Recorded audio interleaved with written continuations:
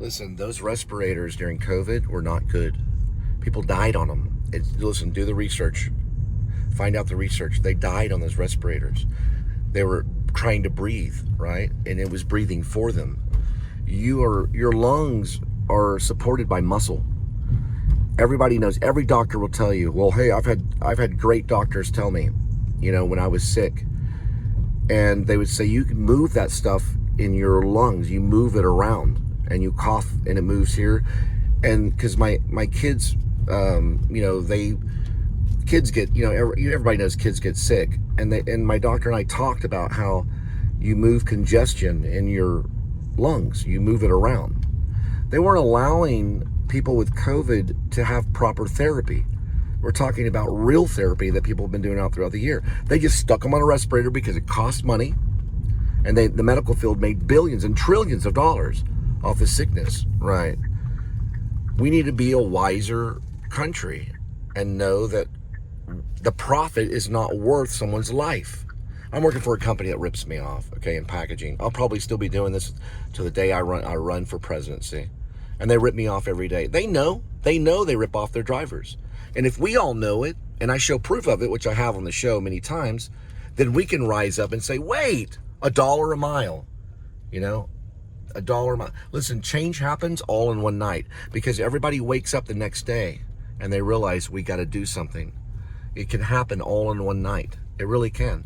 We can change tomorrow when you wake up.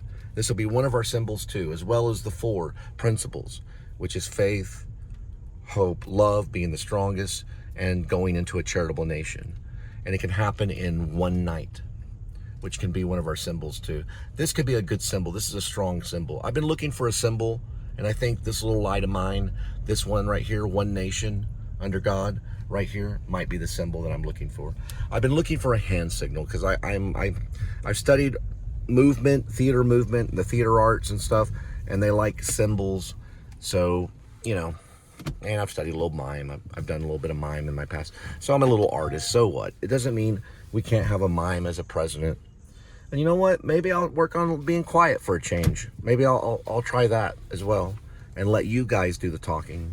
It's your country just as much as it is mine. Huh. Looks like they support Israel. I do support Israel. I think they're a good country. I think they're going to have a hard time with Gaza. I think it's going to continue on like it has 2,000 years. But it doesn't mean we beat them up and beat the other guy up. We just try to say, hey guys, can we just calm down and not hurt one another? Because it's causing our country to shake around. It's causing us to get really nervous. And we want peace for Israel. We want peace for Gaza. Even though I've made some jokes about it, and I shouldn't joke about it.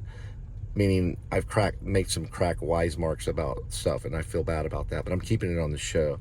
What I'm trying to say is that, guys, there are babies over there in Gaza, on the Gaza Strip. They're little children. They don't understand Judaism or even the Quran, maybe a little bit. And they have their hands up like this because they're spitting on the ground because they've seen their own family blown up. We're going to stop that. We're going to make sure that stops in the New Liberty Party. The day I come into office, we're laying down a peace treaty between those, even if we have to be militant and make the peace treaty happen. I'm for that because I've seen those kids with their fingers up like this saying, the hatred in their heart needs to go away. That's sickness. And they need to be healed to know that there's someone that cares about them. And I do in the New Liberty Party. I care about Gaza. I care about those babies.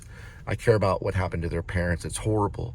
And you know what? So does Israel. Israel does care. The president of Israel, he cares about Gaza babies and about the destruction. He does. And he'll admit that to everybody when I meet him in New York at a coffee shop.